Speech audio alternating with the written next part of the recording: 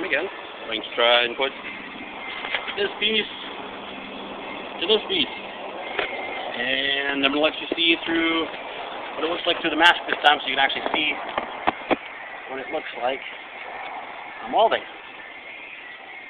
Here goes nothing. Well, let me get my gloves and mask. Excuse me. Alright, here we go.